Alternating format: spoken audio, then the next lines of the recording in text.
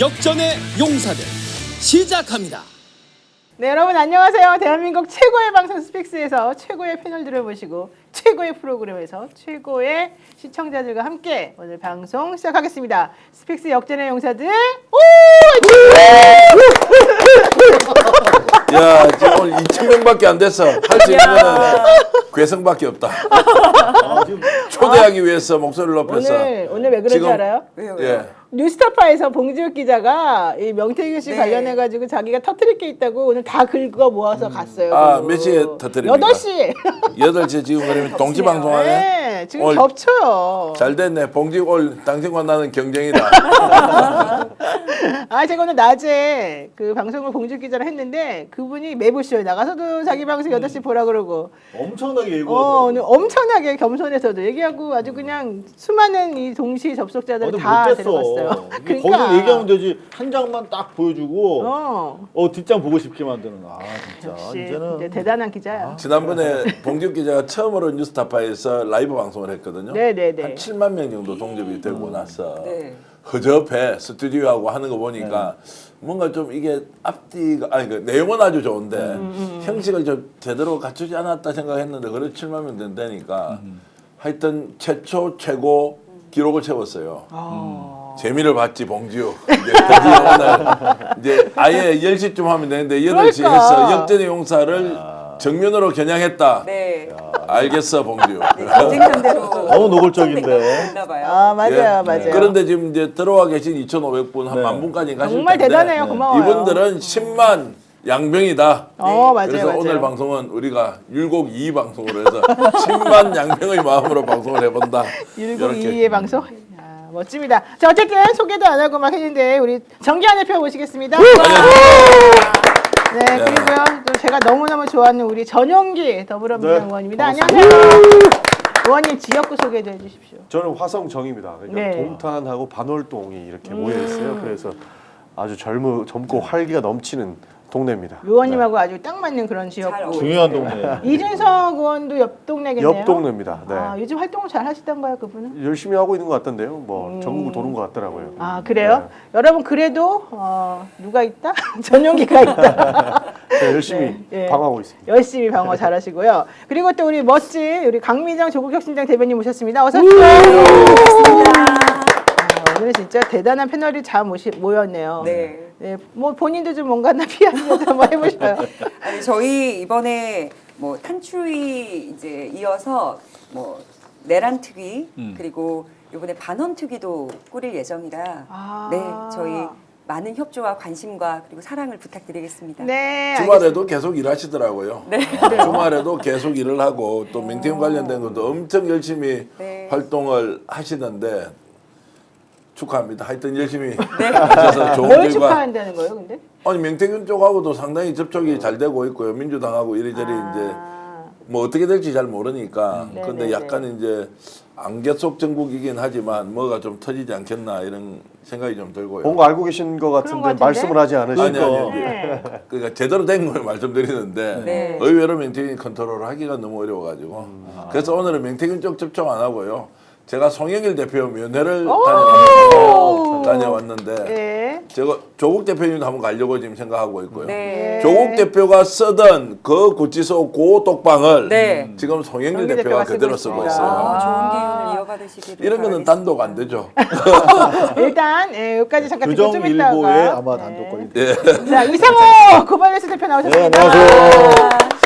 오늘은 정말 이 패널도 소개하기가 너무 어렵네요. 네, 그래도 정말 굽이굽이 산을 넘고 물을 건너서 결국에는 패널 소개까지 다 마쳤습니다. 우선 정기환 대표 지금 근질근질 하시는 것 같은데 송영길 손나무당 대표를 면회했다. 갑자기 왜 면회를 하신 거죠?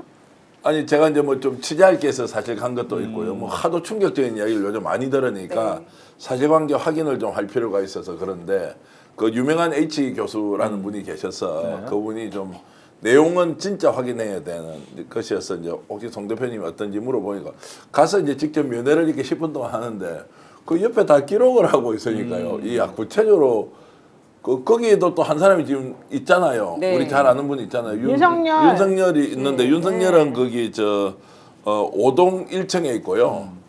그 송영길 대표는 4동 1층에 있어요.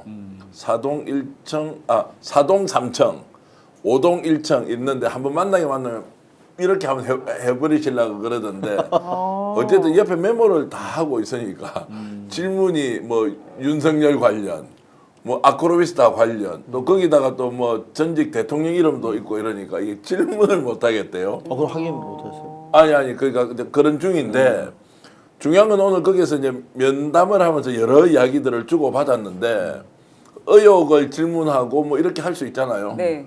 그리고 오늘 뭐 난리가 난 모양이에요. 왜요? 뭐 어디가 난리 난지는 뭐 하여튼 그쪽에서 이 뭐 질문하는 내용이 워낙 이게 민감한 게 많으니까 이 접견하러 가서 그 구치소에 계신 우리 송 대표하고 이야기를 주고 받는 내용이 막 매우 안에서 민감해서 진짜 오늘 입조심해야 된다라는 또 제가 주의도 받고 해가지고요. 일단 송 대표는 잘 계시고 네. 건강한데 윤석열의 얘기 들어와서 천만다행이고 내가 분명히 저기 파면되고 나면 내하고 이제 길가에 마주칠 거다. 운동 시간이 독방 이렇게 딱 있기 때문에 그래서 요즘 윤석열이 들어와서 마음이 굉장히 편하고 얼굴이 온화하게 이렇게 지내시고 진짜 단 하루라도 빨리 파면되어서 정말로 똑같은 신분상의 위치에서 서울구치소에서 한번 마주치자. 네. 이런 이제 말씀을 하셨고요. 본인은 뭐 거기서 머리를 이렇게 단장에 다 나오잖아요. 송 대표도 거기 있을 때 실제로 지난 총선에 출마했지 않습니까? 그때 머리 단장을 하고 나왔다 언론 보도거든. 머리 단장은 무슨 단장 하지도 못했는데. 그러니까 지금 윤석열과 다른 사람의 차별적 대우는 어마어마한데 그것도 어쩔 수 없는 면이 있다 그러대요. 그렇죠. 아직까지는 파면이 되지 파면 안 않은 돼서. 현직 네. 대통령 신분이기 때문에 구치소에 있을 경우에는 이게 전례가 없지 않습니까? 네. 이제 그것 때문에 이런저런 이제 논란이 좀 있긴 한데 어쨌든 윤석열과 저 송영길 대표가 서울구치소 의왕에 함께 있다. 그런데 오늘 가니까요. 또 헌법재판소로 다 가버렸잖아요. 그 마지막 이제 거기가 이제 데모한 사람이 없어서 내가 안 두들겨 맞았지. 만약에 그게 한참 집회를 하고 있는데 갔으면 그렇지. 다 알아보실 거예요. 정기한 왜냐면 얼굴. 용산에 있는 저 사람은 멧돼지거든요. 저는 별명이 산돼지거든. 야 산돼지 나탔다 이래가 저 스픽스 저 좌파 얘를 보냈는데 그렇게 하는 사람은 없더라고요. 근데 그래요? 알아보는 사람 좀 있더라고요. 힐끗힐끗 쳐다보면서 또 스님 한 분은 스픽스 아니에요 뭐 이렇게 하는 분도 있어요. 스님. 스님 예, 발음이 잘 안 돼. 비구니. 난 선임인 줄 알았어요. 이렇게 했었는데. 그러니까 어쨌든 오늘 송영길 대표를 한 9분, 10분? 10분 동안 접견하고 네. 오셨고 그 접견하는 동안에 교도관들이 같이 보고 관이 있었고 한 사람이 이제 배석을 하지 않습니까? 예, 그리고 녹음 장치가 있어요 거기는. 그런 거. 예, 그런 그래서 거 녹음이 자동돼요. 자동으로 녹음이 돼요. 그러니까 교도관이 앉아서 이제 뒤에서 보고 있고 말은 안 시키지만 무슨 말하는지 이제 좀 메모는 쭉 보면서, 하시던데 네, 제가 메모하고. 이게 너무 취재 기자처럼 이렇게 질문을 많이 해서 네. 사안이 민감한지라 네. 그래서 좀 더 확인을 하고 말씀드릴 거예요. 아마 송영길 대표가 말씀하셨으면은 아마 화들짝 놀라 있을 거고 지금도 뒤집혀져 있을 겁니다. 왜냐면 워낙 또 거침없이 말씀을 해주시잖아요. 그리고 그렇죠. 네. 직접적으로 그 안에서 모든 내용들을 듣고 그리고 보고 있을 것 아닙니까? 그런 차원에서 열 받는 것도 이야기했을 거고 그 안에서 들리는 내용도 우리 정기현 대표님한테 말씀 다 해줬을 그랬죠, 거니까 그랬겠죠. 그 변호인 접견 아니면 녹음이 다 되니까 네네네. 그거 들은 이 뭐 관계자들은 뒤집어졌겠죠. 왜냐하면 송 대표가 뭐 워낙 그것도 있지만 또 정계에 지금 윤석열 대통령에 대한 너무 지나친 특혜가 좀 문제가 된다. 사실 이런 얘기 할 수 있는 거 아닙니까? 내부적으로 얘기를 들어보게 되면 그 부분에 대한 불만도 사실은 소나무당 사람들에게도 좀 편지 같은 걸 얘기를 하고 그러시긴 하더라고요. 자, 그래서 이제 네. 그거를 좀 확인을 해야 될 내용이 좀 있긴 한데 또 법무부는 법무부대로 나름의 고충이 있는 건 사실인 것 같고 그래서 그걸 이제 민감하게 제가 질문을 하고 이제 답변을 하면 이게 이제 혹시라도 오해가 생기고 방송 끝나고 다른 이야기 좀 더 해드릴 테니까 일단은 민감한데 어쨌든 잘 계시더라. 그리고 이제 최강욱 의원이 최강욱 전 의원을 시청률로 다 아시지 않습니까? 꼭 면회를 좀 오도록 해달라고 지난번 면회 갔을 때 제가 이제 구치소 가자마자 이틀 뒤에 면회를 갔거든요. 그랬는데 이제 최강욱 의원이 좀 꼭 왔으면 좋겠다라고 해서 최강욱 의원이 뭐 변호사니까 당연히 제가 연락해서 특별 접견을 좀 하기를 바랍니다 하니까 최강욱 의원이 저한테 하는 말이 영길이한테 얘기하세요. 제 변호사 자격 박탈된 지 박탈됐어요. 총 3년째 지금 징계받고 있는데 아직도 내가 변호사인 줄 아느냐고 형이 머리가 그거밖에 안 되냐고 그 말을 꼭 좀 전해주라고 하길래 네. 오늘 그 이야기 하니까 그래 꼭 좀 전해달래요. 강우가 미안하다 이런 이야기를 오늘 이제 적견하면서 주고받았습니다. 네. 그랬군요. 뭐 좀 정치권에서도 그 윤석열 대통령에 대한 지나친 특혜에 대해서 좀 말들이 많지 않습니까? 기본적으로 송영길 대표가 말씀하시지는 않았지만 대충 추정은 가능하지 그렇죠. 않습니까? 예. 그리고 내부에서도 분명히 저거 특혜받고 있을 것이다라고 하는 추정들이 많았고 주변에서 들려오는 소문들도 있었습니다. 그런 차원에서 실제로 법사위가 한번 나서야 되는 것 아니냐 그렇죠. 그런 이야기도 안 나올 수가 없는 것이죠. 네. 그러나 오늘 이렇게 교도관들이 난리가 났다는 거 보니까 어느 정도 사실로 인정되는 것 같습니다. 그렇죠. 우리가 전 국민이 사실 보고 있어요. 그 구치소에서 그 헌법재판소까지 가는데 온갖 사인은 다 키고 네. 대통령에 대한 예우는 다 받으면서 진행하지 않습니까? 그것도 열받아 죽겠는데 윤석열이 안에서 얼마나 특혜를 받고 있는지 조금만 나오면 국민들 분노 게이지는 더 상승할 거로 보입니다. 그렇죠. 근데 제가 구치소 방문한 사람으로서 말씀을 드리면 교도관들이 또는 그 교정당국에서 엄청 놀랐다는 것은 100% 저희 해석이고 그렇죠, 그렇죠. 자기들이 관리를 하는 규정상 현직 대통령이 파면이 이루어지지 않은 상태에서 왔을 때 세부 규정이 없는 모양이에요. 이제 그 문제를 어떻게 할 거예요? 그런데 상상도 못했던 일이라 아마. 그렇죠. 그래서 또 경호처 직원들이 지금 들어와서 그 사동 바깥에 대기를 하고 있는 이런 것들이 규칙 같은 게 없으니까 뭐 이러지도 저러지도 못하면서 이제 하는 과정에서 뭐 불필요한 오해 같은 게 생긴다. 왜 이 사람은 혼자 경호하듯이 감방생활 하느냐 이런 문제 제기할 수 있는 거 아니에요. 그렇죠. 이제 그런 것 때문에 지금 이게 특권이 아니냐 시비는 일고 있는데 어쨌든 말을 굉장히 조심해서 해야 된다고 신신당부를 해서 제가 아주 조심스럽게 이렇게. 근데 제가 박은정 의원한테 들은 바로는 네. 본인이 자기 드라이를 자기가 하고 부분 피스를 이렇게 가발 피스를 자기가 부착하고 나오는 게 아니면 경호처에서 해주든 외부에다가 이제 뭐 수주를 해서 하청을 줘서 뭐 머리나 메이크업을 하든 둘 다 문제가 될 가능성이 굉장히 높다고 하더라고요. 그래요? 예, 그래서 지금 대통령직 대행이 이제 따로 뽑혀 활동을 하고 있고 이 사람은 직무가 정지돼 있잖아요. 그런데 만약에 그 경비를 경호처나 다른 곳에서 썼다 이러면은 또 횡령배임 그것에 해당이 될 가능성이 높다라고. 그러니까 정기현 대표님도 본인의 해석을 말씀하시고 오늘 또 조심하셔야 된다고 하니까 조심해야 더 조심하고 됩니다. 예, 계시네요. 아니 나는 성일 대표 거기 감방에 있는데 저 때문에 감방 생활이 더 어려워질까 싶은 생각도 사실 좀 들고요. 그렇지만 우리도 상상은 가능한 정도죠. 예, 그렇죠, 저희도 그렇죠. 상상을 말씀드리는 거니까 예, 예. 오해하지 않으셔도 됩니다. 시청자 여러분들께. 근데 저는 진짜. 오늘 보니까 정기한 약간 쫄보다. 내가 그 얘기는 꼭 하고 싶습니다.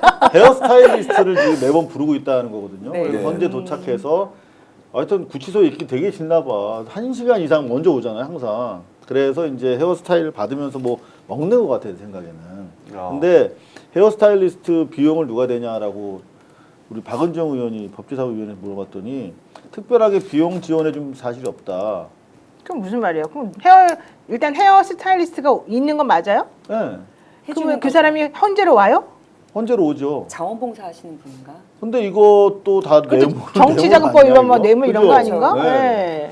그래서 이것도 사실은 문제가 될 소지가 있는데 지금 뭐 그래봤자 어차피 사형수니까 뭐 자잘한 거는 뭐 신경 안 쓰는 것 같아요. 웬만한 뭐 자지구레한 혐의는 지난번에 거의 면회 신경 안 갔을 쓰죠. 때는 주차장도 그 주차를 좀 이게 쉽게 할 수 있거든요. 이제 서울구치소. 근데 거기 뭐 주차장 절반 정도를 집회 신고를 해가지고 의자를 갖다 놓고 주차장에서 집회를 해요? 뭐 집회할 구치소 데가 없으니까 주차장에서? 주차장에서 아마 집회 신고를 하고 있으니까 거기 저 뭡니까 야외 의자 놔놓고 하니까 막 주차장도 엉망이고요. 거기에 막 경찰 차 있죠. 옆에 그 또 가드레일 같은 거 있잖아요. 네, 네. 이렇게 하니까 굉장히 어수선하더라고요. 근데 그게 매일 뭐 집회를 그 사람들이 한다고 하니까 그러니까 바깥에 주차장이 바깥에도 있고 안에도 있는데 바깥에 있는 주차장 말씀하시는 예, 거죠? 바깥에 있는 거죠. 안에 있는 못 주차장을 들어갑니다. 들어갈 수가 없는 거는 이제 그 변호사들은 들어가는데.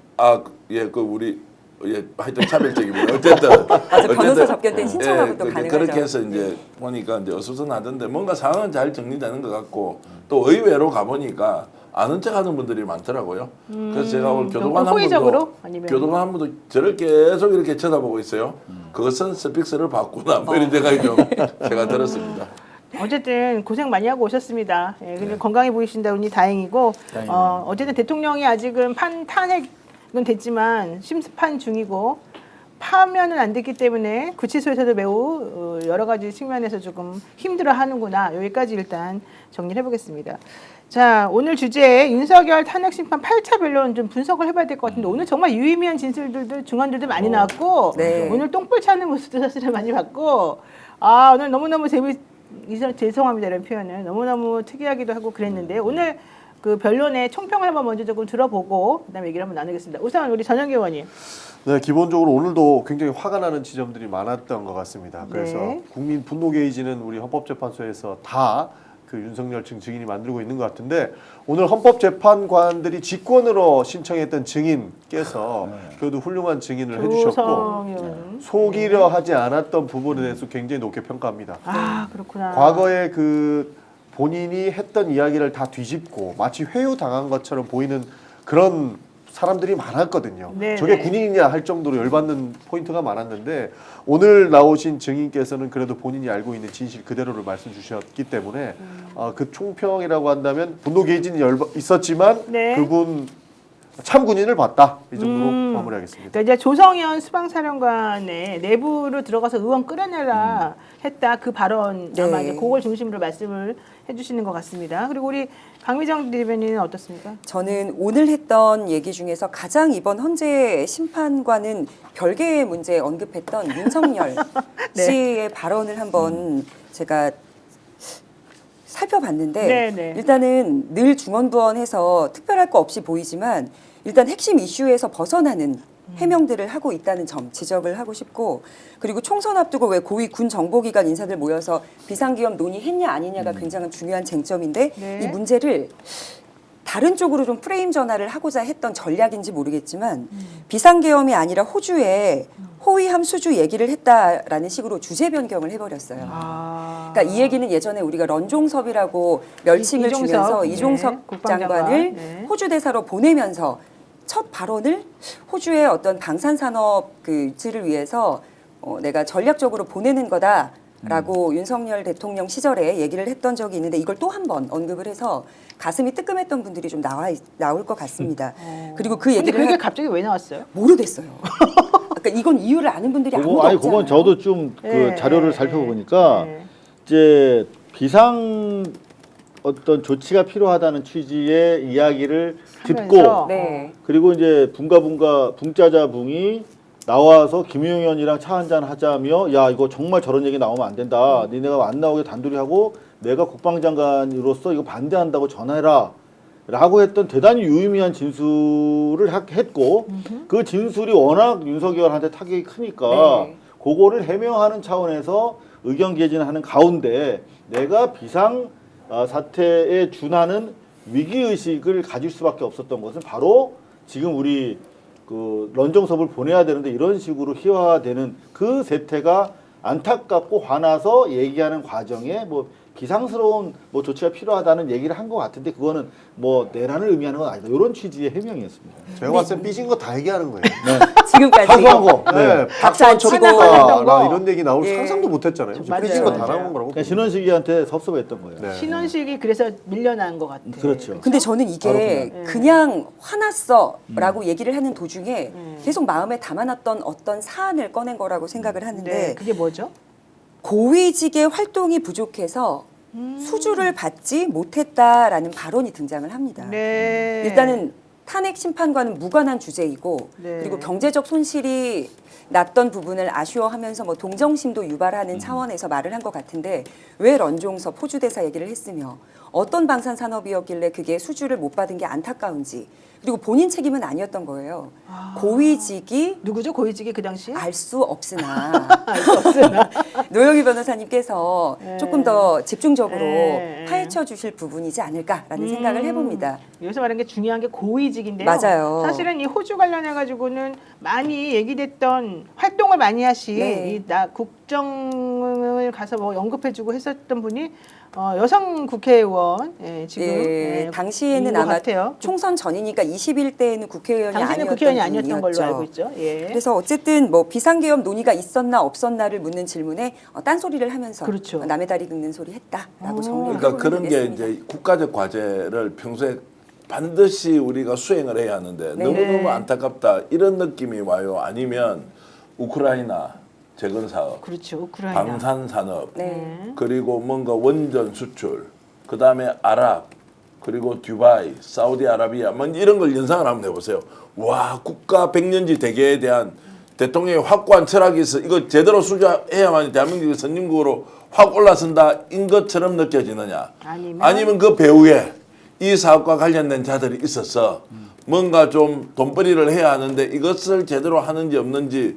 왜냐 불식간에 이런 게 팍 나오잖아요. 네. 느닷없단 말이에요. 무슨 호주에서 방산을 해가 뭘 어떻게 한다고 우리는 그 정보도 몰라. 네. 근데 이게 헌법재판 과정에서 심리 상황에 심리를 하는데 그게 나왔다. 그럼 뭐야? 그럼 바로 우리는 딱 직감하는 거지. 이거 누구하고 연계가 돼 있지? 어떤 대기업이지? 누가 주도했지? 얼마나 돈이 되는 거야? 아니냐? 그러면 또 MB 쪽으로 가잖아요. 네, 자원개발 사업할 맞습니다. 때 탄광이 있다, 뭐 유전이 있다, 뭐 온갖 것 다 한번 생각해 보죠. 하고 남음이 있는 사람이었으니 이런 말을 할 때도 의심이 드는 것은 뭔가 우리가 모르는 뒤에 흑막이 있지 않겠느냐. 이권이나 흑막이 있을 것이다. 이권 이런 거 하면 바로 명예훼손 들어오기 때문에 뭐 우리가 검은 누군지 말도 안 그림자가 있다, 뭐 이렇게 네. 근데 사실 이야기를 윤석열 하면- 대통령은 비교적 솔직하게 지난 선거 과정에서 밝힌 바가 있어요. 이건 패밀리 비즈니스다.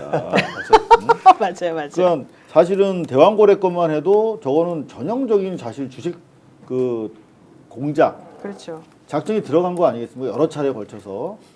근데 일단 그런 것들도 그렇고 사실 하나하나 이 덩어리 이야기 나올 때마다 항상 우리는 그분이 항상 궁금했잖아요. 근데 저는 총평을 드리면 네.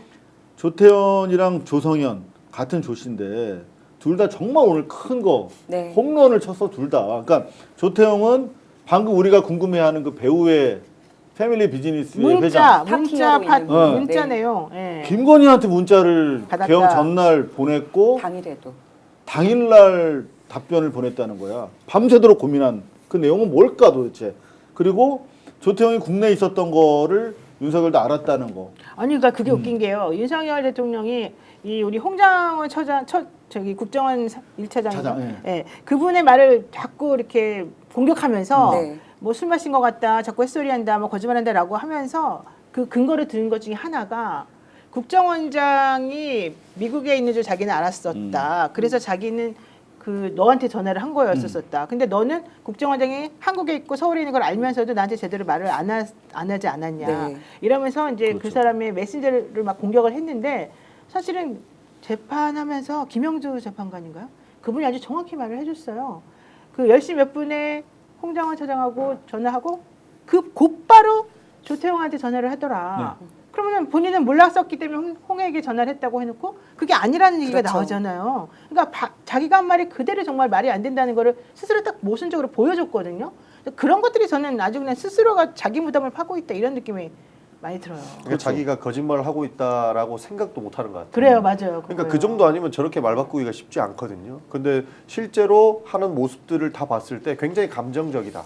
그리고 뭐 하나 꽂히면 상황 판단하지 않고 그것부터 하려고 하는 모습들을 볼 수가 있는 거죠. 맞아요. 뭐 런점석 같은 경우에도 갑자기 그 이야기가 나올 게 아닌데 과거에 있었던 내용들을 가지고 그렇지. 본인대로 해석해서 알려주는 것 아닙니까? 그리고 뭐 박수 안 쳐서 그랬다든지 네. 여러 가지 정황 상황들을 보면 굉장히 감정적으로 일처리를 해왔고 본인이 꽂힌 이 사업이라고 하면 다른 사람이 뭐라고 떠들든 안 듣는 거죠. 자기 할 일만 하는 거죠. 네. 예를 들어서 이성 기자님 말씀해 주신 것처럼 그 대왕고래 같은 경우에도 네. 이건 대통령이 발표할 거리가 아니잖아요. 그렇죠. 먼저 돌다리를 몇 번 두들겨 보고 건너야 되는지를 판단을 해야 되는데 해보고 발표해도 늦지 않는데. 그렇죠. 네. 대충 조금 나왔는데 기름 조금이나 나왔다 싶으면 이제 그때 이제 대통령이 던지면 네. 대대적으로 세계적으로 이제 산유국이 된다는 난리 날 텐데 시작도 안 해보고 저기 파면 나올 걸요. 이런 거를 대통령이 입에서 발표하고 있으니까 그렇죠. 감정적으로 국정원을 했구나라는 것을 딱 느끼게 되는 자, 거죠. 지금 원래 이제 술 마시고 그 예를 들어서 이상욱이도 술을 많이 마시고 평소에는 술 마시는 걸 많이 봤어. 근데 술 마실 때마다 실수하지. 예를 들어서 어우, 예를 이야기가 얼굴 좀 근데 잡아줘. 여기 너무 뭐 누구 보고 어이없어. 누구 예를 보고 그런 걸 얘기 주세요. 이런 심리는 누가 잘 아느냐면요. 술을 많이 마셔보지 퍼먹는 내 같은 놈이 잘 알아요. 술을 마시고 실수한다는 거를 잘 아는 것은 내가 원래 술을 많이 마시고 실수하기 때문에 아는 건데 이게 사람을 공격할 때 야 너 술 마시는 거 보니까 술버릇 엉망이고 헛소리 많이 하대.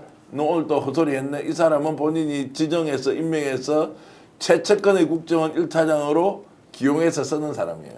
이 사람 진실을 말했다.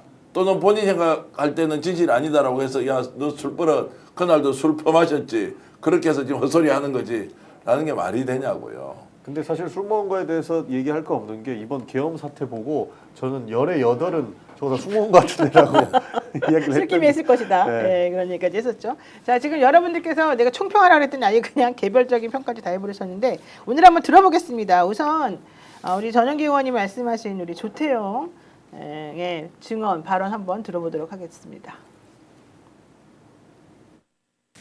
뭐 그렇게 연락 주고받은 문자하고 이런 게 수상하다면 증인 통화 내역을 보면 계엄 전날인 12월 2일 날 대통령 영부인으로부터 문자를 2통 받아요. 그런 내역이 있습니다. 그리고 그날은 답장을 못하고 그 다음날 증인이 답장을 보냈어요.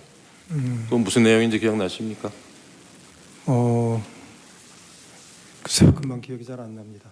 그런 내용을 이 민감한 시기에 주고받았다는 걸로 누가 의심을 하면 어떻게 답변하시겠어요? 결국 뭐가 남아 있으면 그걸 보시면 판단이 되지 않을까 싶습니다. 예. 근데 지금 증인은 남아 있는 것도 없는데 의심을 하셨잖아요.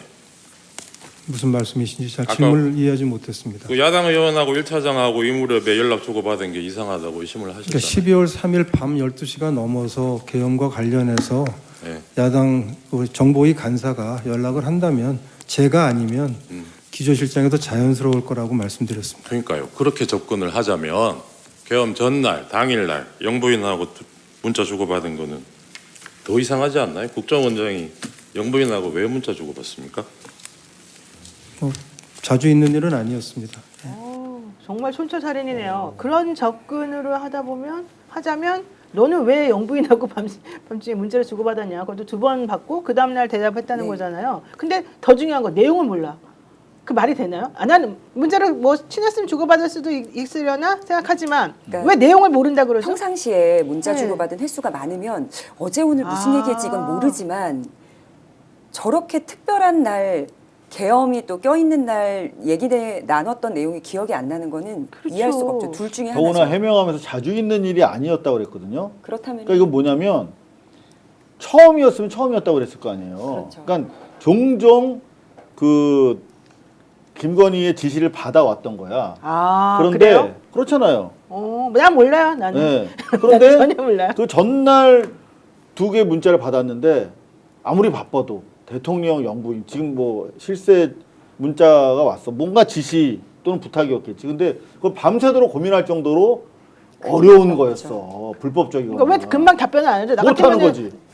못해요? 나 같으면 할 것 같은데 답변을? 너무 고마워가지고? 일자가 아니, 지워질까 두려워서 한번- 확인도 못하고 있었을지도 모르죠. 이를테면 오늘 어. 그 누구야 조성현 단장 같은 경우에 의원 끌고 내려오라고 그러니까 못하고 계속 기다렸던 거 아니야. 그리고 다시 생각해 주세요. 이랬다는 것처럼 그랬죠. 네. 똑같은 마음이었을 거야. 밤새도록 고민하다가 그 다음 날 뭐 결단을 내렸겠지. 이제 계엄이 실제 들어가는 거 보면서 불법적인 거라도 이건 해줘야겠다라고 판단했을 거야. 이거 대단히 중요한 사안이에요. 이거 비화폰으로 해서 우리가 확인을 못 하나요?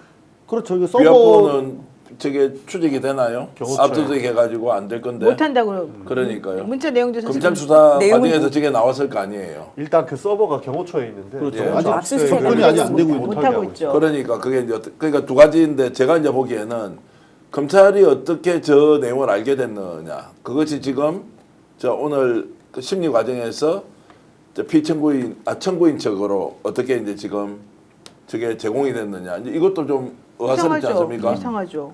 그러니까 전혀 모르는 내용을 장순욱 변호사가 너무 뛰어나서 저걸 발견한 건 아닐 거라고. 그걸 이제 검찰이 제공했다는 거 왜 제공했을까 저 내용을. 그 김건희가 개입돼 있다는 것을 알리고 싶었거나 네. 뭐 이런 게 있지 않겠습니까? 이것은 명확하게 윤석열 탄핵과 관계없는 일일 수도 있거든요. 김건희와 관련된 내용 일단 나오는 거잖아요. 자, 그게 하나가 있고 두 번째는 그러면 김건희가 왜 연락을 했겠느냐고 우리가 질문을 해봐야 되는데 말씀하신 대로 한 번은 아니었을 테고 그러면 김건희가 지금까지 주변에 있는 국무위원들 장관들을 관리할 때는 김건희 사람과 김건희 사람 아닌 거를 구분해서 했다는 것이 지금 정설입니다. 본인이 확실하게 관계를 맺고 있는 사람들한테는 의견을 주고받는다. 그러면은 김용현은 윤석열 사람이냐 김건희 라인이라고 했을 때 윤석열 라인이다 중앙고다 그게 아니라는 게 또 정설이에요. 용산을 잘 아는 사람은. 그러면 김건희가 자 지금 김용현과 김건희 사람으로서 정리했을 때 여기에 계엄 관련해서 필요한 라인이 국정원 아니에요. 그렇죠. 방첩사도 그렇게 했을 수가 있다고 나는 이거는 이제 완전 저는 법적으로 안 걸리게 일방적인 주장. 네. 그러면 국정원장과 서로 소통을 했다는 것 자체가 김건희가 어느 정도 개입을 했겠느냐 여기에. 전혀 몰랐다고 헐리우드 액션을 했잖아요. 만약 우리 알면은 집사람이 화낸다고. 알면 큰일 날 것이다라고 했던 것과 전혀 다른 이 내용. 그렇죠. 반하는 내용이죠. 자, 그리고 그렇죠. 요거는 우리가 좀 정정을 해야 될 것 같아요. 지금 한겨레 지금 기사 뜬 거 보니까 비화폰이 아니었대요. 그러니까 조 원장의 핸드폰 일반 핸드폰으로. 사용 내역을 통신사로부터 제출받은 걸 토대로 해서 물어본 거예요. 그러면 문자 네. 내용 알 수 있죠. 알 수 있어요. 왜냐면 지금 몇 개월 안 됐잖아. 그렇죠. 포렌식 한번 그건 다시 압수수색을 해야 되고 문자는 지워버렸다는 거죠. 만약 아니 그대로 아니 그게 있었으면 아니라 통신사에다가 문자 내용은 남는 문자 걸로 내용 알고 확인할 수 있는 걸로 내가 알고 1년 안에는 되는 걸로 네. 아는데 제 말은 지금 통신사 확인 전에 이 폰 자체를 이렇게 압수를 먼저 했을 거 아니에요. 그럼요. 거기에서 열어봤을 때는 문자가 없었을 수도 있어요. 지웠을 지워버리고 것이다. 통화 기록만 남아 있거든요. 네. 그리고 그 통화가 이제 김건희와 된 것이다. 이제 이런 것인데 어찌됐든 김건희가 그러면 이번 비상계엄과 관련돼서 어느 정도 깊이 개입을 했던지에 대한 단서 이것이 이제 집중적으로 수사가 돼야 하는데 요게 오늘 드러난 것이 나는 매우 큰 의미가 있다고 봅니다. 사실 지금 민주당에서 김건희에 대한 이야기를 굳이 안 하는 거는 김건희가 모든 것에서 자유로워서 그런 게 아니고 예. 지금 윤석열의 내란이 너무나도 심각하고 이 계엄에 대한 진실을 밝히고 법적 처벌이 남아있기 때문에 김건희 여사에 대한 이야기를 안 하는 것이지 앞으로는 이 문제도 거론하면서 김건희가 지금까지 개입했을 수 있을 만한 그러한 정황들을 많이 찾아내서 철저하게 책임을 물어야 된다라는 네. 생각은 기본적으로 가지고 있습니다. 아 진짜 민주당 할 일이 많네요. 계속. 제가 조국혁신당도. 전화기를 포렌식을 네. 여러 대를 하고 그리고 그 정보공개 청구로 제 거 통화 내역 또 통신사에 여러 번 요청을 해봐서 알고 있는 내용인데 몇 시 언제 누구와 서로 메시지 통화 주고받았는지는 통신사에다가 문의하면 알 수 있고 만약에 지금 이분의 전화기가 압수된 상태면 대검이나 이런 포렌식 센터에서 어떤 내용 주고받았는지 알 수 있습니다. 그래서 이거 아마 헌재가 공개한 내용을 자기네들이 이제 입수를 했다면 이거는 알고 질문을 하는 내용일 것 같고요. 그리고 비화폰 자체를 대통령 아니고 국무위원 아닌 김건희가 받아서 쓰고 있었다는 그것만으로도 불법이잖아요. 그렇죠. 그래서 지금 2022년 총선에도 개입했다는 의혹들이 여러 군데에서 제기가 되고 있기 때문에 일단 내란의 공범 혹은 조력자로 김건희 씨도 조사를 받아야 됩니다. 네. 매우 중요한 말씀인데 이게 이제 중대성을 따질 때 뭐 전화기를 한 개 썼다라고 하는 느낌의 중대성과 장관과 소통을 했다는 것의 중대성 네. 그리고 그 시점이 비상계엄을 선포한 직전 직후에 서로 이렇게 이제 뭔가 문자를 주고받았거나 답을 받았다는 것은 필연적으로 검찰이 수사를 해서 그 김건희의 개인폰으로 그러면 주고받은 거 아니에요. 그렇죠. 그 김건희 개인폰 보면 자 스타일로 보세요. 자 조태용 국정원장한테는 개인폰으로 하고 다른 사람은 비화폰으로 하고 했을 리가 없잖아요. 왜냐면 본인이 상황인데 B제로인데 그렇게 보면은 여러 군데와 연결이 돼 있을 거고 이거는 이제 수사면 무조건 나오는데 다만 지금은 탄핵국민에서 뭐 우선순위에서 밀려 있겠지만 제가 이제 이 말씀을 계속 드리는 이유는 이거죠. 계엄도 김건희가 주도했을 것이라는 이야기는 최재형 목사님 그리고 김건희를 잘 알고 있는 많은 사람들이 마지막에 결정, 날짜 지정 어떻게 할 것이냐 그리고 실제로 용산에서 주로 만나왔던 사람들의 면면들을 다 따져봤을 때 네. 그럴 것이라고 추론하던 수준이 이제 좀 넘어선 것 같아요. 정황들이 나오고 있기 때문에 그러면 계엄도 윤석열이 아닌 김건희 작품이다라고 볼 수 있는 것이죠. 그렇게 보이네요. 일단 가장 큰 수혜자는 김건희잖아요. 김건희, 명태균 그 황금폰 때문에 결국은 이 방아쇠가 당겨졌다는 취지의 진술들이 계속 나오고 그런 것도 있고. 있었는데 지금 네. 한겨레 뉴스가 하나 나왔는데 네. 김건희 리스크 때문에 10월 달부터 계엄군을 선발해가지고 계엄 뭐요? 계엄군을 선발했대요. 아. 그러니까 윤석열 공소장에 나와 있는 내용인데 계엄군 선발을 10월 14일부터 한 것으로 지금 보인다. 근데 그때가 이제 한참 김건희 그 문제가 막 터지고 명태균 씨가 하도 시끄럽게 하고 강혜경 씨가 시끄럽게 하던 그 타임이었거든요. 야, 근데 제가 이제 그날 비상계엄 선포하고 난 뒤에 새벽 2시쯤에 김건희를 잘 아는 사람한테 전화를 했어요. 네. 제가 두 군데에 전화를 했으면 너무 놀라 왜 이런 일이 있냐. 근데 그때는 이 사람 말을 내가 믿지 않았어요. 이번에 그분이 또 MBC PD 수첩에도 나왔더라고. 이분하고 통화를 하는데 어떤 얘기를 하느냐면 윤석열 버리면 본인은 사니까 이렇게 했을 수 있다는 거예요. 저도 그 얘기는 들었는데. 형님 그게 말이 되는 소리요. 지금 무슨 비상계엄을 선포한 거를 무슨 김건희 살리고 죽이고 말이 됩니까? 아 자기가 생각할 때는 아무리 판단을 하더라도 윤석열이 비상계엄을 선포할 리가 없다. 지금 이 상황에서 미치지 않고서는 그렇게 했다는 것은 김건희 자기 살려고 윤석열한테 덤태기 씌워서 너 그냥 감옥 가 탄핵돼 라고 하면 본인은 살 수 있다. 왜냐하면 큰 죄 저질러도 부부는 같이 감옥에 안 넣는다면서요. 아니 그건 옛날 얘기고. 아니 그러니까 제가 이것은 뒷부분은 농담인데 그건 그 선배의 촉이 와 대단하다. 그리고 이분이 이제 MBC PD 수첩에서 얘기했던 게 뭐냐면 이번 MBC PD 수첩에 나왔죠.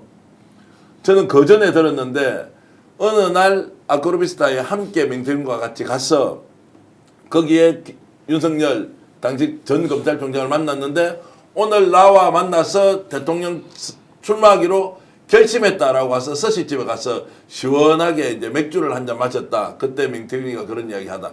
자, 우리는 이제 꽃길만 갑니다. 요거 다 제가 이제 녹취가 되어 있습니다. 그러니까 누가 뭐 시비는 못 볼 건데 어찌됐든 그런 것과 그 사람이 계엄 당일날 밤에 제가 전화를 해서 새벽 2시쯤에 전화하니까 윤석열이 죽이면 자기 사는데 그렇게 할 수 있는 사람이 에이구 형님 무슨 이야기예요 지금 비상계엄 앞에 라고 했는데 오늘 지금 이 문자가 왔다 갔다 했다는 걸 딱 들어보니 그 형님의 말씀이 다시 생각났습니다. 실제로 저도 뭐 다른 뭐 단순한 어떤 부처의 장관이랑 문자를 해도 문제가 크게 되지 않습니까? 그럼요. 그런데 그것도 국정원장이에요. 국정원장이 진짜 옛날에 날아가는 새도 떨어뜨릴 수 있는 그런 그런 직책 아니었습니까? 그렇죠. 우리가 사실 상상하는 이상의 정보를 국정원이 가지고 있을 가능성이 굉장히 높다고 봅니다. 왜냐면 국가정보원 수준 정도 되면은 뭐 우리가 상상할 만한 정보를 가지고 있겠습니까? 그렇죠. 그 사람하고 이런저런 이야기를 했다는 것은 실제로 무언가 많이 도모할 수 있었지 않을까 하고 의심도 할 수 있는 거고 지금 계속적으로 얘기가 나오는 게 윤석열이 계엄을 왜 했나라고 하는 부분에 대해서 장기 집권하려고 했다라는 부분도 있지 않습니까? 맞아요. 그렇죠. 그거 그 네. 얘기 그러니까 나오고 그 있어요. 의심도 결국에는 뭐 이거 김건희가 했는지 윤석열이 했는지는 모르겠지만 방첩사 도와라 대공 수사권 줄게 이거 민주당이 국정원 개혁하면서 대내 정보 수집을 못하게 했으니까 망정이지 그거 있었으면 실제로 장기 집권을 하기 위한 정보 수집의 바탕이 됐을 수도 있다 라고는 의심을 지울 수가 없는 것이죠. 통일 대통령을 근데 저는 꿈꾸면서. 사실 장기 집권을 위해서 맞아요. 통일 대통령 되려고 윤석열을 버리는 게 아니라 윤석열을 쓰는 거죠.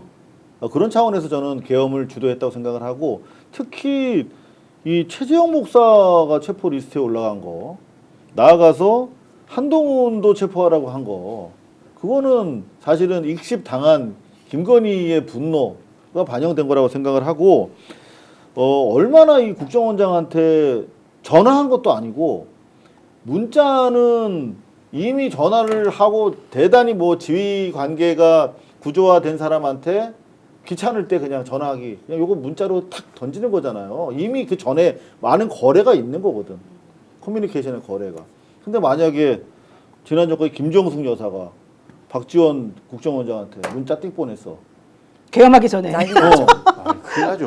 그거 있을 수 있는 일이 아니잖아요. 난리 나기 정도가 그렇게 생각해 보면 아니겠죠. 정말 이거는 김건희가 대단히 권력 실세로서 권력 기관장들한테 수시로 뭔가 해왔고 그 연장선상에서 계엄을 지휘하는 과정에서 대단히 엄청난 미션을 지시한 거다 이렇게밖에 볼 수가 없는 거예요. 그러니까 지금 이제 보수 세력 또는 극우 정치 집단이 나와가지고 자 탄핵이 잘못됐다 비상계엄 불가피한 것이었다 이런 거 있잖아요. 이건 다 사실 민주당이 싫고 그리고 이재명이 싫어서 하는 일이라고 저는 생각. 근본 출발은 그렇다고 봐요. 네네. 그러니까 이제 사실에 대한 파악이나 확인을 하고 싶은 의사가 없는 거예요. 여기에 김건희가 만약 개입이 돼 있었다는 거 나오면 이 사람들이 어떤 태도를 보일 것이냐. 김건희가 만약 개입이 됐다면 어떤 태도를 보일 것이냐. 매우 저는 궁금한데 정말로 제가 진심으로 좀 조언을 하자면 네.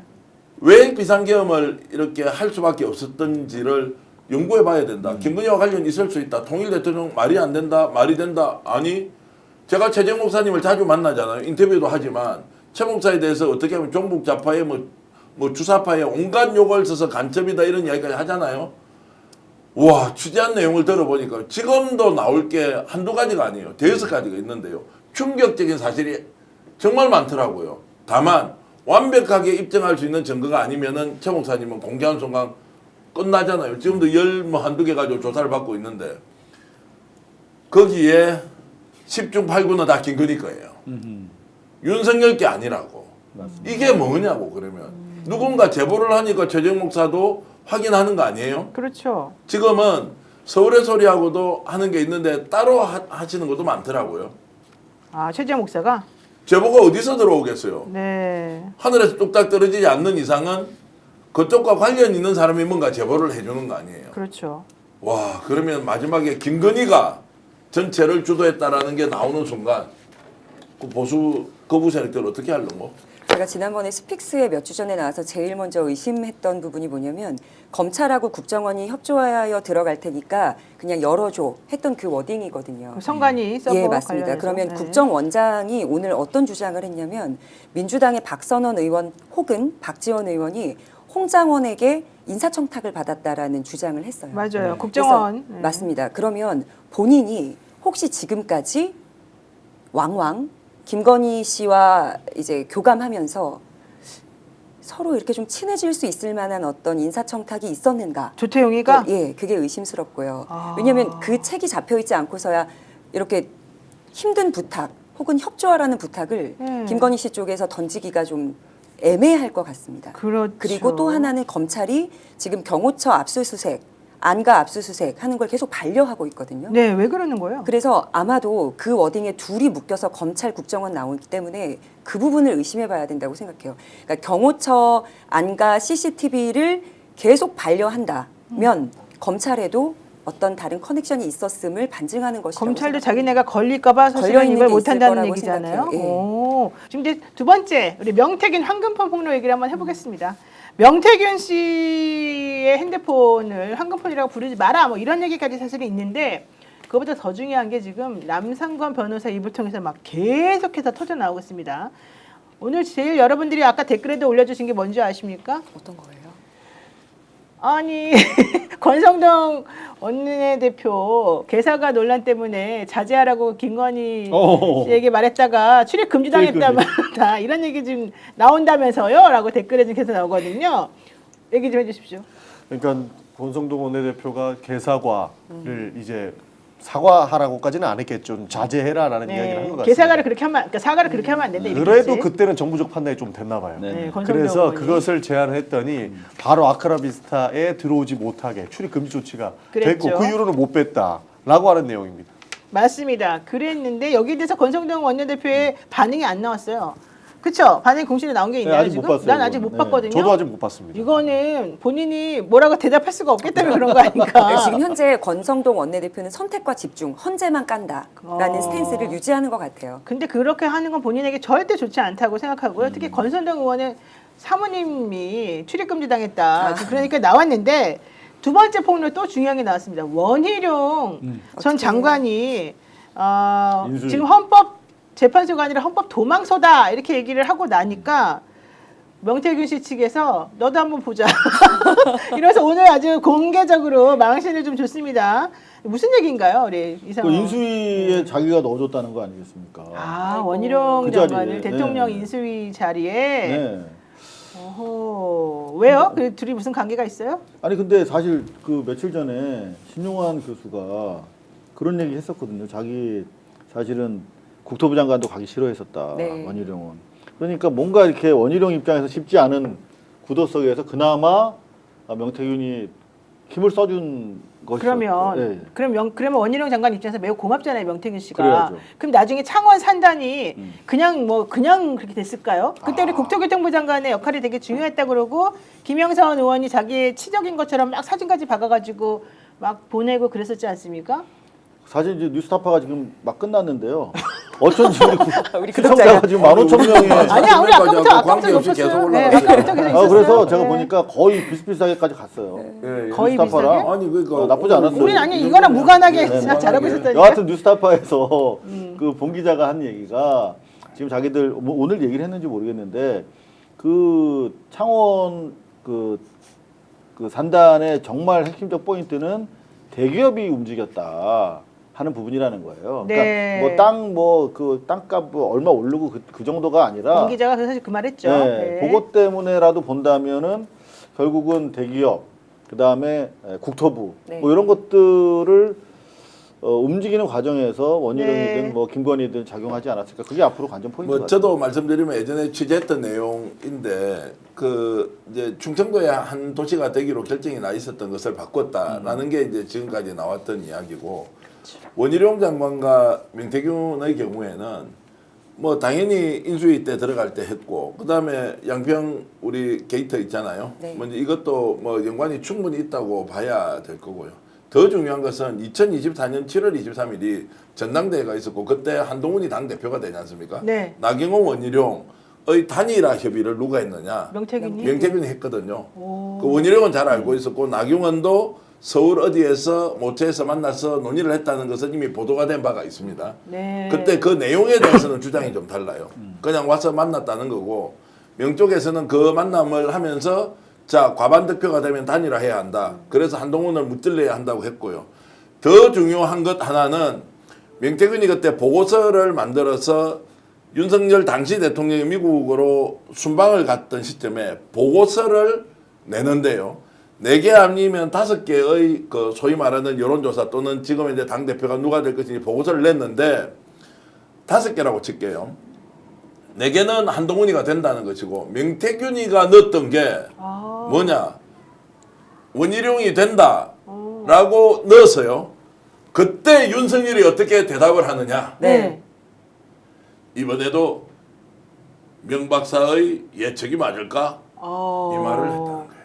와. 이 말을 이번에도 명 박사의 예측이 맞을까? 명 박사의 매직이 통할까? 이렇게 얘기했다. 그 말을 어디서 들었어요? 명태균이가 누구한테 했던 말을 요 분이 세월이 지나면 공개도 되는데 자 그렇게 해서 명태균은 그 보고서를 받고 내고 미국에는 윤석열 이거 단독이 아니고 최초 공개입니다. 그러네, 그러네. 그렇게 해서 이제 하고는 명이 어디로 가느냐? 팔공산 갓바위에 그 불편한 몸을 끌고 그 갓바위가 엄청 높아요. 팔공산 갓바위에 가면 소원이 이루어진다는 거기 그렇죠. 아니에요? 거기에 갓바위에 목발을 짚고 꼭대기까지 올라가요. 거기에서 불공을 들이는 사람. 원희룡을 위해서? 그렇지. 근데 원희룡한테 이렇게 당하고 있어요? 당한 게 원희룡 원래 그런 사람이라는 건 신영환 교수한테 물어보면 되고. 알고도 지금 그러면 하는 거예요? 아니지, 그때 원희룡은 몰랐다는 자기 거지. 살기 위해서 저렇게 하는 건데 네. 그만큼 명태균이 원희룡 당선을 위해서 803 갓바위에 올라가서 불공을 들였고 그 불공을 들인 사진이 있어요. 왜냐하면 윤석열한테 보고를 그렇게 했고 5개 중에 4개는 안 된다고 하는데 1개는 됐고 참고로 여러분 이거 다 녹음이 돼 있는 취재 내용이니까 걱정하지 마시고 들으시면 됩니다. 그 정도로 2023년도에도 막강한 영향력을 명태균이 행사했던 거예요. 그리고 단일 후보를 만들어서 한동훈한테 이기려고 이긴다고 보고서를 쓰고 이것을 불공을 통해서 극복해 보려고 하는. 야, 갑자기 이진석 의원과 천하람 의원의 홍매화가 생각이 납니다. 그러니까 이게 이제 8만 대장경 정신으로 804에 올라가서 거기에서 불공까지 들였다. 야, 이 이야기를 녹취 한번 듣고서 얘기하겠습니다. 녹취 없죠. 예. 원희룡이는 고맙다 소리했는데 사연이 있어. 원래 권성동이 가려다 내가 당과 선대위 양쪽의 역할을 해야 될 사람이 필요한데 저쪽에는 지사 출신이고 국회의원도 하고 그래서 나왔으니까 그만큼 준비를 했을 거예요. 원희룡이를 당의 사무총장이면서 선대위에 그 중책을 앉혀라. 그래갖고 내가 그걸 딱 올렸더니 그걸 딱 보더니 권성동이가 내가 할게 이러더라. 그 자리에 간 거야. 아, 놀래보다. 근데 또 안상수 시장님이 내보고 원지사 부탁도 여러 번 했고 그건 당 대표 때 사무총장은 원지사가 했대. 원지사가 인수에 이름이 있었나 없었는데 아예 명단 자체가 없는데 아까 신성범도 아니 원희룡이가 어떻게 들어왔지? 신성범이는 알거든. 저번에 내가 추천하고 다 해갖고 원지사가 하여튼 뭐 잘 됐다. 이제는 뭐 그 사람한테 바라는 것도 와, 이거 되게 충격적인 얘기인데요. 그러니까 뭐 뒤통수 맞았다고 생각을 하는 거고. 한두 명이 그러니까 아니네. 오세훈, 홍준표, 원희룡까지. 그렇죠. 이제 그러니까 내가 황금폰 까겠다라고 하고 명태균 특검을 받겠다라고 이야기하는 건 아닙니까? 사실 근데 이 내용을 명태균 씨가 2022년도에 이미 얘기했어요. 원지사는 자기 실력으로 한 거라고 생각을 할 것이다. 그렇죠. 그런 뉘앙스의 이야기를 했는데 지금 또 이렇게 원지사도 바로 이야기를 한 거죠. 원희룡 장관도 그러니까 이야기를 한 거죠. 이름만 나오면 내가 명태균 감별법을 알려주마 이러면서 오늘 남상권 변호사가 말한 거잖아요. 그래서 저런 식으로 나오면 내가 이름만 나한테 알려주면 그 사람들 에피소드 내가 다 말해주겠다. 그 얘기 사실 나왔는데 원희룡 장관이 맛보기를 지금 하나 터뜨리는 야, 거예요. 저거 보고 가장 뜨악할 사람은 한동훈이네. 그럴 것 그렇죠. 가뜩이나 지금 명태균 특검법 만약에 이제 본회의 통과해서 다시 돌아온다면 지금 친한 쪽의 반응이 상당히 좀 궁금한 상황인데. 근데 친한 쪽은 조금 전에 제가 발언했던 그게 더 중요한 거 아니야? 대통령한테 그렇지, 그렇게 더 보고하고 중요하지. 팔공사 아니 올라갔어. 그 말씀 드리는 거예요. 예. 그러면 혹시 그 친한 쪽에서 저한테 연락 오나? 야 요거 제가 지금- 친하게 인사들 좀 아는데 아니 이렇게 아니 해볼까요? 그러니까 그래서 이제 그만큼 명태균이 최고 원희룡 저렇게 하면 안 된다고. 야 한동훈 오늘 애들 모아놓고 제로 콜라 마시겠네요. 이게 정확하게 본 거죠. 명태균 씨가 실제로 자기 실력이라고 생각을 할 것이다. 그 인수위 갔던 게라고 그러네. 이야기했는데 오늘 원희룡 씨가 내가 대통령 인수위에 누구 추천으로 갈 사람인가 이렇게 얘기한 근데 거예요. 그러면서 또 권성동 원내대표 얘기가 나와요. 내가 원희룡을 사실은 추천을 했는데 그 자리를 권성동이 뺏어갔다 이런 얘기도 사실 오늘 했어요. 이거 되게 얽히고 설킨 것 같아요. 제가 봤을 때는. 왜냐하면 권성동 원내대표는 사실은 이 명태균 씨 이 사람들하고 계속 대척점에 있었던 사람이잖아요. 그리고 그쵸. 이준석 대표랑도 계속 싸우면서.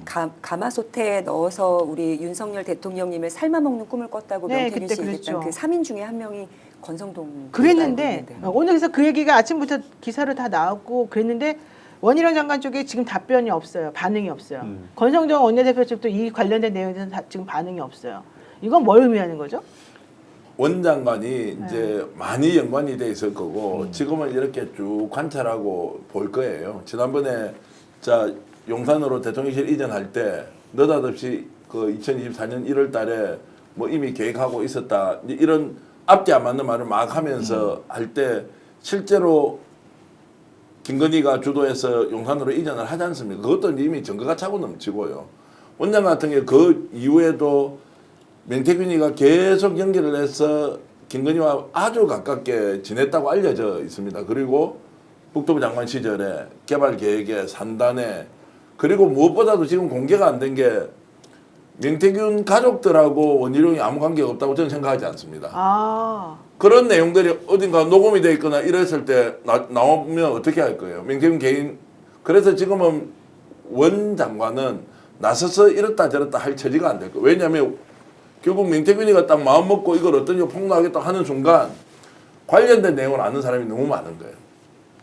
앞뒤가 다르게 행동했던 것 그리고 그것이 드러나는 순간 정치적 타격이 단순히 알고 모르고 이 수준이 아니고 선거 개입이 아니고 불법을 저질렀는데 뭔가 양쪽이 담합을 해서 가능성도 있다라고 제가 의혹 제기를 한다면 원지사 원장관 같은 경우는 더욱더 움직이기 어렵겠죠. 아, 지금 의혹 제기를 하시는 거죠? 아니 이제 그런 이야기를 이제 들은 게 있어서 그게 뭐 이제 뭐 법적으로 소송을 하면 한번 이제 따져봐야 되는 거고. 근데 지금까지는 원희룡 장관 관련된 거는 우선순위에서 많이 밀려 있었어요. 그렇죠. 왜냐면 그게 중요한 게 아니잖아요. 지금 뭐 자기 대권 주자가 뭐 홍준표, 오세훈이고 워낙 저 용산 관련된 내용이 컸으니까 그냥 오늘 갑자기 이제 이게 나오니까 원장과 관련된 게 쑥 이렇게 그냥 이렇게 풀리듯이 나올 가능성도 있다고 저는. 그러니까 사실은 원장관이 그동안 조용히 있을 때는 명태균 씨가 말을 안 했는데 네. 명태균 씨가 어제 또 헌법 도망소 막 이런 얘기하면서 이제 원희룡 장관이 자신의 존재감을 자꾸 표출하려고 하니까 이제 또 하나씩 알려주는 거잖아요. 가만 있어라. 140명이 지금 걸려 있다잖아요. 이거 도대체 불안해서 살 수가 우리가 노임교사하고 내가 엄청 당했던 자치단체 중에 한 명 있어요. 막 항의 전화 엄청 받았거든요. 네. 네, 그때 당시에. 그 사람 요즘 조용해요. 그 저 어디 뭐 영남 쪽에 있는 자치단체장인데 경남에 있잖아요. 왜 또 모르는? 경남지사가 요즘 조용해. 아무 말도 안 해. 왜 디테일의 그래? 여왕. 갑자기 창원 39사단 이전과 관련된 뭐가 터질 것 같나? 이제 제가 이거 이거 이야기할게요. 뒤에 하세요. 아니 네. 창원에 있는 39사단 이전 과정에서 엄청난 뭔가 의혹이 있다라고 했는데 그때 황교안이 뭐 했고 다 했대. 검사장도 하고 그걸 명태균이 안다고 명태균이가 누구한테 이야기를 해놓고 그걸 내가 녹음을 해놓고 있지. 그래 그거를 그때 장훈시장이 누구였으면 경남지사가 누구여서 어떻게 해서 아파트를 예를 들어서 몇 천 채 짓게 하는데 거기 한 2, 3천 채 더 짓게 해줘. 도시계획을 누가 바꿨으면 이런 이야기를 명태균이 하고 다녔다고요. 근데 왜 이제 이 말을 하느냐. 좋다 이제 명태균이 지가 아예 폭로하려고 마음먹었으니까 지가 그러면 다 털어내겠네. 돈까지 얼마가 왔다 갔다 한 액수까지 얘기하는데 근데 왜 그분 요즘 가만히 있어요? 그렇죠. 조용하시죠. 왜 가만히 있냐고. 막 요만큼 나오니까 막 계속 전화해가지고 그거 아니라고 증명 못하고 법적 조치한다고 막 이렇게 하면서 박 씨잖아요, 박 씨. 자, 근데 잠깐만요. 원장관 이야기 나오니까 제가 이제 예. 그 사람 생각이 갑자기 나는 게 네. 그냥 원래 잘못했으면 가만히 있거나 왜 자, 끼어들어가지고 그런데 아닌 것처럼 하다가 더 크게 화를 부르냐고요. 명태균 씨가 그래서 이제 어쨌든 본인이 공익제보자가 돼서 내가 잘못을 뭐 했든 안 했든 간에 어쨌든 이 상황에 대해서 조금 나도 말을 하고 싶다고 지금 얘기를 하고 있지 않습니까? 민주당하고 조국혁신당에서 어떻게 뭐 할 수 있나요? 일단 저희가 당 차원에서 할 수 있는 방법은 없고 일단 국회 차원에서 부르는 것. 그러나 명태균 씨가 우리가 접견 그래서 비슷하게 19일 날, 거기서 19일 날 현안 질의를 했으면 좋겠다는 거잖아요. 현장 질의를 해달라고 현장 했죠? 질의를. 근데 지금 그 취소했죠. 쉽지는 않죠. 그게 현장 질의를 실제로 명태균 씨의 말을 100% 믿고 가는 것도 좀 이상하지 않습니까? 뭐 이런저런 것 때문에 지금 당장에는 어렵겠습니다만 뭐 아까 얘기했던 친한계가 어떻게 움직이냐에 따라서 그리고 국민의힘에서 얼마나 또 화들짝 놀라는지에 따라서 특검이 진행되면 충분히 밝혀질 수 있을 근데 거라고 지금 봅니다. 그 명태균 씨는 사실 다리 무릎 수술한 게 이제 그 이후에 제대로 치료를 못 받아가지고 다리가 지금 완전히 각도가 뒤틀려서 못 걷는다는 얘기거든요. 그래서 그렇게 되면 본인이 말을 하고 싶어도 결국 못 한다는 취지잖아요. 현장 질의 하라는 얘기는. 그러면은 민주당이나 조국혁신당이 이번에 조금 중요하게 증언을 청취하고 싶으면 뭐 앰뷸런스를 보낸다든가 뭐 이런 방법도 사실 있는 거고. 실제로 앰뷸런스는 검토했습니다. 그렇죠. 그래서 근데 알아보고 있었고 있어요? 네. 그랬는데 이게 상황상 지금은 정리가 덜 된 것 같은데요. 맞아요. 내일 한번 그래서 제가 그거를 변호사님한테 물어봤어요. 그 명태균 씨 변호사님한테. 그랬더니 내일 한번 그러면은 의사를 타진하고 가능성을 한번 확인해 보고서 다시 정리합서 네. 얘기하자 이렇게 지금 얘기 나온 그게 상황이거든요. 가능하다면 충분히 여쭤볼 수 있는 게 많을 것이고 몇 가지 더 이야기 들어보면 결국에는 국민들이 분노하면 국민의힘에서 저렇게 뻔뻔하게 거부 못할 겁니다. 아니, 그리고 저도 그 얘기 듣고 앰뷸런스 보내면 안 되나 그런 생각했는데 민주당에서 하고 있더라고요. 그래도 안 되면은 그냥 그 원격 카메라 화상, 설치해놓고 화상으로 해도 되잖아요. 오히려 그게 많아서 여러 가지 절차들이 네, 많아가지고 이거 복잡해요. 앰뷸런스를 보내가지고 단순하게 모시고 오는 것이 더 합리적이다라는 얘기가 있었던 것 같습니다. 맞아요. 자 이걸 하나 이제 아시면 더 좋은데 조국혁신당이나 민주당이 이렇게 이제 주도적으로 명태균을 공익 제보 쪽이든 아니면 알고 있는 진실을 폭로하게 하든 근데 그 이면의 진실이 또 뭐가 있냐면 제가 어제 오늘 이제 확인하고 있는 것인데 명태균은 이준석을 정치적으로 상당히 이렇게 좀 띄워주려고 하는 마음이 엄청 강해요. 아직도 그거 못 버리셨죠? 못 버리는 게 아니고 확신을 가지고 있어. 아직도? 그래서 이재명 민주당 대표가 대통령이 되든 안 되든 그거는 뭐 자기 팔자고. 국힘이 어떤 식으로 정리될 때 이준석의 포지션을 만들어줘야 된다는 게 확고하게 있고요. 여기에는 생각을 바꾸지 않기 때문에 결국 명태균이 하는 것은 정치적 행위이고 그 정치적 행위는 목적을 가지잖아요. 그 목적에 부합하는 것이 공익 제보로 이어지지는 않을 것이라고 저는 보는. 그래서 이제 계속 조심해야 한다. 자, 공익 제보가 조건을 걸고 앞서 있는 사람들 공익 제보 취소하라 그러잖아요. 자, 그러면은 신용환 교수가 저면 나 취소할게 그러면 알았다. 강희경 국장이 오늘 최초로 그러면 자기도 취소할게. 네가 그랬어요. 공익 제보해라. 국익을 위해서. 아니, 근데 이게 뭐냐면 이게 말이 되냐고. 공익 제보를 하는데 공익 제보자로 법적으로 전혀 결정이 안 되고 신청한 사람을 이 사람 취소하고 내가 공익 제보하겠다는 거 전제가 성립이 안 되잖아요. 그렇죠. 근데 이렇게 해서 정치적으로 장난질 하지 말고 그럼 내 공익 제보 취소할 테니까 물론 그 취소가 되는 것도 아니지만 공익 제보자 당사자들이 나와서 떳떳하게 국민들한테 밝혀라. 무슨 조건을 붙이느냐라고 이야기를 하고 있습니다. 이제 그러면 우리가 명태균을 조심스럽게 봐야 하는 것이고 내가 필요한 정보를 얻기 위해서 명태균을 활용한다는 것은 매우 위험할 수도 있다. 라는 이 두 가지를 섞어놓고 판단한 것이 옳다고 봅니다. 어쨌든 명태균 씨 입장에서 보자면 억울한 부분도 있을 것 같아요. 자기가 뭐 과거에 어떤 일을 했든 간에 홍준표, 오세훈, 뭐 원희룡 뭐 박완수 안 도와준 사람이 없잖아요. 우리가 이제 지금까지 나온 결과물을 보게 되면 그런데 거기에 상응하는 뭔가 대가도 사실은 없는데 이 사람들은 이제 와가지고는 자기를 완전히 뭐 모른 척하는 것까지는 용인할 수 있는데 완전히 자기를 나쁜 놈이라고 하면서 정말 뭐 고소까지 하고 지금 난리가 난 상황이잖아요. 저는 충격적이었던 게 네. 고마워해야 될 사람들이 내가 구속되니까 바로 고소하냐.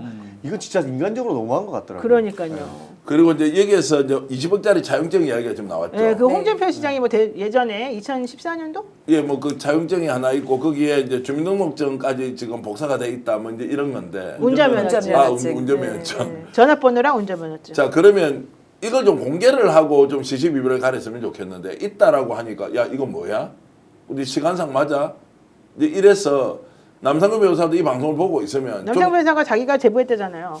아니 그러니까요. 이거를 좀 더 구체적인 증거를 가지고 논쟁을 시키려면 제대로 논쟁을 시키는 것은 증거를 좀 내놓고 이렇게 하는 것이 맞고 구두상 제보라는 거 아까 803에 올라와서 불공들였다 하는 것은 뭐 우리 같은 사람이 할 수 있지만 실제로 법률 조력자로서 하는 것은 약간 언론 플레이 같다는 느낌이 들어서 이런 부분 증거 내놓고 홍 시장 관련 있으면 이야기를 해라. 그 다음에 추경호 지금 20억 30억 이야기 나오잖아요. 네, 그건 어떻게 그때 했어요? 돈을 20억 30억이라고 안 하고 20개 30개라고 해요. 네. 무슨 공깃돌 놀듯이 이제 이렇게 하는데 이제 이런 것들도 있으면 이야기 다 해라. 박재기 사장 이름 나와 있고 대구에는 박재기 모르는 사람도 없는데 이런 걸 좀 내놔라. 그러면 왜 간만 보고 계속 이렇게 하느냐는 생각이 좀 들죠. 저는. 근데 그때 추경호 전 원대 같은 경우는 하필 묘하게 그 시기에 비슷한 금액으로 정의가 이루어졌죠. 예, 이루어진 것이 재산이 이제 그래서 계좌로 증식이 밝혀지고 됐잖아요, 사실은. 있으니까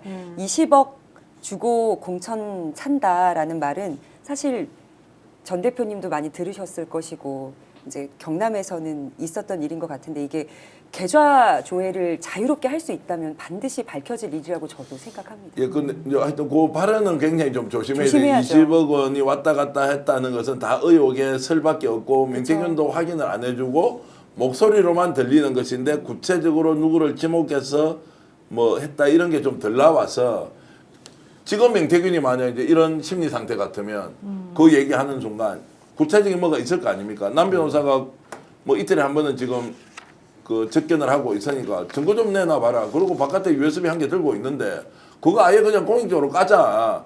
특정 정당에 주지 말고 아예 USB를 공익적으로 그냥 까버리자. 그게 제일 좋은 방법 아닌가요? 뭐 이게 무슨 어느 당에 가서 공익제보를 하고 말고 오해가 있다고 하면 USB는 바깥에 분명히 하나가 있어요. 그거 그냥 까자. 이러면 명쪽에서 보면 그게 훨씬 더 낫지 않나요? 본인이 운신을 하기에도. 그렇죠. 사실은 그게 더 나을 것 같은데. 왜 간보듯이 계속 이렇게 조금씩 던지냐고. 민주당을 못 믿고 그래서 그런 거 아닙니까? 아니 그러니까 제가 자꾸 김대엽 얘기를 하게 되는데 자기가 주도권을 가진 상황을 원하는 거예요. 그러니까 자기가 어디까지 누구부터 언제 뭐 이런 것들을 자기가 쥐고 사실 그거를 컨트롤하고 싶어 하는 것이지. 만약에 공개 자체가 목적이면은 기자회견에서 거기서 까면 제일 편한 거거든요. 아무 문제 없는데 그 자체가 정치적이고 개인의 이해관계가 개입돼 있다고 생각해서 저는 절대 건전한 공익제보자는 아니다라고 판단하는 거죠. 그렇게 보면 정치권에서는 네가 하든 말든 우리 모르겠어. 우리는 그냥 특검 가고 우리는 그냥 대선 가. 탄핵이야. 요렇게 오히려 단호하게 할 필요도 있다고요. 그렇죠. 지금은 끌려가는 것도 아니고 그렇다고 해서 이렇게 끌고 가는 것도 아니고 따라가지도 따라오게 하지도 못하는 상황 같으면 오히려 정치권에서는 명확하게 정리를 하고 가는 것도 나쁘지 않다고 저는 생각합니다. 네, 자유행복님께서 정치계는 정말 많은 비리가 있습니다. 자기네끼리 다 해먹고 순진한 국민들 조롱하는 것 같습니다. 이러셨는데 이 말씀이 아주 그냥 정확하게 현 상황을 지금 반영하는 것 같습니다. 정치계에 계신 두 분 죄송합니다. 두 분한테 하는 말은 아닙니다. 저는 솔직히 말하면 명태균 씨가 지금 깔려고 생각하는 것들이 지금 차곡차곡 쌓여 있다. 그래서 그것을 사실 이제 공개하고 싶어 한다. 그런데 내가 이것을 그냥 공개하고 싶지는 않다. 나의 억울함과 나에게 뭔가 조금 이걸 해소할 수 있는 방향도 좀 제시해 줘라. 이런 생각을 사실 이제 하는 것 같아요. 보통 이제 검찰에서 피해자들이 내가 알고 있는 거 다 알려드릴 테니까 선처 좀 부탁합니다. 이러면서 딜하는 경우가 많은데 명태균 씨는 사실 이제 그 단계를 이미 좀 넘어서서 늦게 지금 이 얘기가 나오긴 했는데 어쨌든 그래도 지금 그런 SOS를 민주당, 조국혁신당 네. 혹은 국민의힘까지 사실은 저는 지금 계속해서 치고 있는 모습이 아닐까 생각이 조금 들어서 이걸 좀 현명하게 어떻게 하는 것이 진실 발견에 가장 도움이 되고 정말 벌 받을 사람은 벌 받고 또 이 상황에서 뭔가 좀 국민들에게 정확한 정보를 제공해 줄 수 있으면 좀 좋고 뭐 이제 이런 생각이 조금 들거든요. 이건 정치권에서도 조금 해결을 해줘야 되는 거 아닌가 생각이 그렇습니다. 들어요. 기본적으로 일단 진실을 밝히는 것에 저희는 열중을 해야 되지 않을까 싶습니다. 네, 지금 명태균 게이트 진상조사단에 소속돼 있지 않으신가요? 그렇습니다. 저 대변인 맡고 있어가지고 내일도 이 관련된 논평도 내고 할 것입니다. 네. 그 많은 것들을 또 오늘 공개도 사실 하셨거든요. 맞습니다. 그 당 차원에서 기본적으로 네. 나와 있던 내용들을 공개를 하는 것인데요. 추가적으로 확보가 되면 네. 차곡차곡 저희도 내 보내려고 하는 겁니다. 아까 그 우리 국민들께서 걱정해 주시는 것처럼 명태균 씨한테 끌려만 가는 것 아니냐 하는 생각도 있으신데 전혀 그렇지 않고 저희는 실체적 진실을 밝히고 아까 말씀드렸다시피 지금 김건희 여사를 잊고 있는 게 아닙니다. 지금의 상황에는 지금의 헤쳐나갈 국면들이 여러 가지가 있기 때문에 그것을 정리하고 나서 네. 하나씩 정리할 생각입니다. 그렇군요. 혹시 이 방송 보시는 분들 중에 관계자 여러분들은 지금 전용기 의원의 말씀의 의미를 정확히 이해하시고 계실 거라고 생각이 들고 조국 혁신당도 여기서 지금 역할을 혹시 한 20초만 주신다면 네, 네. 중요한 얘기여서 오는 2월 15일 토요일에 극우 내란 선동이 서부지방법원에 이어서 광주와의 성지에도 가서 지금 집회를 한다고 합니다. 광주에서. 네, 5월 18일 그 5.18 네. 5.18 북한 개입설을 주장해온 극우 세력이고요. 집단 이름은 세이브 코리아입니다. 그래서 점심 먹고 아마 2시부터 진행이 될 것 같은데 그 시간대에 아마 그쪽이 조금 붐빌 예정이래 1만 명을 모으고 있어요. 광주 어디로 장소는 이제 광주 금남로 광장에서. 금남로 광장에서 그 허가를 취소하지 않았습니까, 광주시? 그런데도 거기서 200m 떨어진 곳에서 이제 집회를 결성하고, 하겠다고. 예, 예고를 했습니다. 그래서 저희 조국혁신당도 그쪽 함께 힘을 모아서 평화 시위, 이제 저항 시위를 할 예정이기 때문에 네. 광주의 민주 시민분들께서 많이 모여주셨으면 좋겠습니다. 네, 사실 오늘 헌재 탄핵 심판 있는 날이었는데 헌재 주위에도 그냥 집회 때문에 아주 몸살을 지금 사실은 앓고 있는 상황이었는데요. 이 집회 시위가 좀 표현의 자유나 본인의 의사 전달을 위해서 꼭 필요한 것이긴 한데 과격하게 폭력으로 물들면 안 되는 거 아닌가 이런 생각을 조금 해봅니다. 네, 오늘 저희 역전의 용사들 많이 시청해 주셔서 감사드리고요. 저희는 또 내일 다시 뵙겠습니다. 고맙습니다. 고맙습니다.